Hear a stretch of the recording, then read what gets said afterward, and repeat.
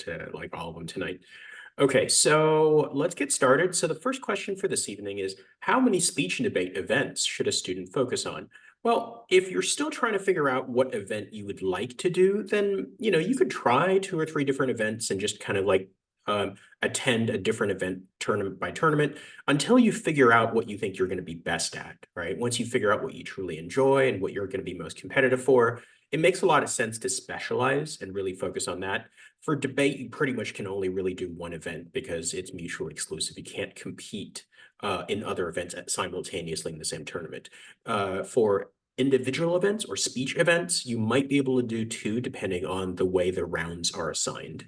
But in general these days, for people to get really good, it tends to be better if you specialized.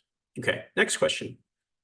If a student is known among his peers to be a top student in all STEM subjects, has leadership in multiple STEM academic teams, has done a science fair and won a county fair, wow, okay, and done research, oh, why still rejected by all summer research programs? What are these programs looking for? Well, I mean, for one, honestly, I think some of these programs do tend to have a slight bias or preference towards rising seniors. It may be the case, I'm not sure what the context is, whether or not the student is maybe on the younger side, in which case, just give it some time. In future summers, you should be able to get those opportunities. Obviously, the application, there are all these essays that deal with that as well. I think articulating not just your qualifications, but also your passion and also your fit, I think is going to be really important. Because unlike college admissions, where there's like a professional admissions officer, for some of these summer programs, it may be the mentors themselves who are making these decisions. And I think it makes sense for you to kind of like tailor your application to make it seem like you're a good fit, that you're going to be able to immediately contribute to their specific research program, and that you also have a lot of qualifications and passion for that research program. Honestly, it's hard for me to tell because I don't know beyond that what the context is. I don't know what the grades are. It is kind of unfortunate, but the reality is these days that everybody applies to these summer programs. And, a lot of people, especially let's say in California, Northern California, a lot of students who are very STEM centric. It's not uncommon for students to get rejected, even if they're like straight A's, even if they have like really good qualifications. The best thing to do is to really just broaden the range of programs that you have on your list. Okay, next is I may be close to swimming Division III time. I enjoy swimming, but it's more important for me to get into a good school, which is smart, okay, for STEM, than swimming. How do I go about getting recruited? Now, specifically for swimming, I think there's a website called Swim Cloud, which I think some of our students have used before, where you could do research on certain schools that would be Division III. You can create an account where you'd upload your times and everything. You certainly want to speak to your coach. And by the time you're a junior, you can probably go ahead and start contacting the coaches of these colleges directly. And I think that's probably the best way to go about doing that. Okay. Other than that, just keep, getting better at swimming. Even if it's not going to be the main thing you do for college, it can certainly open doors. It could certainly make you more competitive for schools if you are actually being recruited. So I think that's a good combination, as long as, of course, you keep your focus on hopefully trying to get into the best possible academic school. Just because unless you're just exceptional at swimming, it's a useful tool to get you hopefully into some better colleges. But you still want to prioritize the academics, which is a smart call on your part. Okay.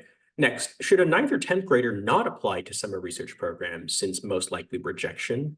Since so many people are using private online research programs, do you recommend paying for those during 9th or 10th grade? Well, I wouldn't say don't apply, because we've had students get in.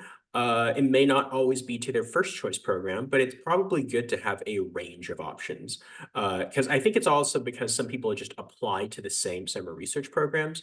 If you are willing to do a little bit of like, extra searching and find research type programs that are maybe a little bit less competitive, you have a decent chance of getting those spots, which could then serve as a useful platform for you to be more competitive for those most competitive summer programs the summer before your senior year, let's just say. Okay.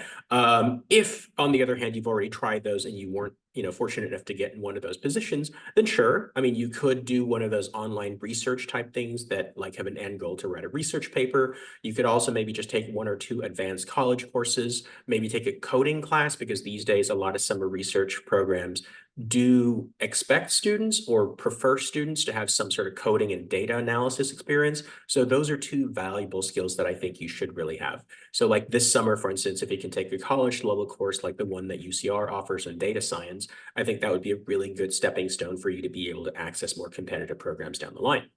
Okay, next is after VBI debate camp. So, okay, so the VBI, by the way, is one of the top 3 debate camps for Lincoln Douglas debate. Is it better to do VBI year after year or do another program for more advanced debaters? Well, keep in mind that VBI has different labs depending on your level of ability. So theoretically, if you like the location and you like the faculty, you could reapply to VBI and hopefully get placed into a more advanced lab. Possibly even the top lab, which would be great because then you'd have access to some of the best lab leaders and instructors. So VBI, the top lab, is actually where my daughter went, and she qualified. She just recently finished the TOC. So certainly VBI can prepare students to get into like those top levels of debate. Now, 2 other camps that you might want to consider if you're an LDer, which I'm assuming you are. There's also the NSD, that's in Minnesota, I believe. And then there's also another program called TDI, or the Debate Intensive. Definitely look into either one of those. I think those would be valuable choices as well. Next is, what about Awesome Math Summer Camp? Well, like the name implies, yes, it's pretty awesome. I wouldn't rank it as like a top 3 or 4 necessarily. Those would be programs like Promise or Ross, I think, and SUMAC at Stanford would probably be like more of the top tier. But I think Awesome Math is a pretty good sort of, next tier below that kind of program. It'd be kind of comparable to programs like the Hampshire College program or the USA Canada Math Camp program.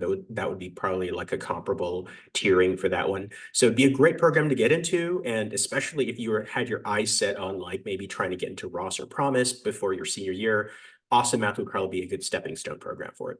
Okay. Next is, to what extent is a student's chances to be accepted at a top tier university diminished if a student is not in a financial position to attend multiple prestigious summer camps, which cost more than 2K per session? Not at all, right? So in fact, we've had many students getting into programs that may not even yet be a paid one. Some of the most prestigious summer programs are even unpaid or free, right? So if cost is an issue, there are ways to go about it so that you can still have a very productive and competitive summer without necessarily having to pay for some of these prestigious summer camps, right? So it's not by any means a requirement.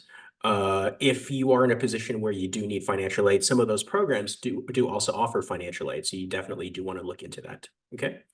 Next, do students do only speech or debate? If I'm doing well in extemporaneous and duo, should I just choose one? I mean, just pick whichever event you're best at, I suppose, down the line, if you've found success in either extemp or duo. Generally speaking, yeah, students will either be on the speech side of things or the debate side of things. Some LDers, for instance, will do extemp because they could squeeze it in some tournaments based on the schedule, but it just depends usually on the tournament schedule and everything. Next, in the Common App, is there any place to put the AP scores if the AP score is better than the school grade or a course? Yeah, so there is a testing section in the Common App where you would self-report your AP scores, and then ultimately by the time, if you get accepted to a certain college and you choose to go there, they would expect you to send in your official AP scores at that stage, okay? It wouldn't be used in lieu of your grades, obviously, because they would still get access to your transcript. Next, is EMT program help to apply for good college for high school and what medical major? I mean, it's something that you could do, but it's not really necessary to do because EMT stands for emergency medical tech, right? So, things like doing CPR stuff, sure, it might show a little bit more interest in the medical field, but I don't think it's absolutely required. Besides, you don't really necessarily put down pre-med as a major. You'd probably put down a science like bio or chem. So if there is access to some sort of like EMT or CPR training certification kind of thing, it's not a bad thing to have. I wouldn't necessarily, think that it would be a huge factor. It's certainly not required. Okay. Next, I guess this is our last question for the evening. Oh, sorry. No, there's one in the chat. Student got admitted to business major of Chapman, LMU, CSU, SJSU, which one to go, family income not qualified. I mean, they're all pretty good schools. I can't really answer that because I don't have much context in terms of the student and the preferences and a whole bunch of other factors. Definitely, this is definitely something that would be a more nuanced decision that you should make with your family, and definitely visit the schools. Right. It's a little difficult for me to be able to answer that question in a vacuum. Okay.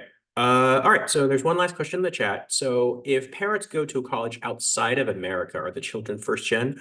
Unfortunately, no. Right. So first gen means that neither parent has gone to any four-year institution, regardless of whether or not it's in the United States or outside of the United States. Okay. All right. So thank you so much, everybody. I will, be able to have more time to answer your questions next.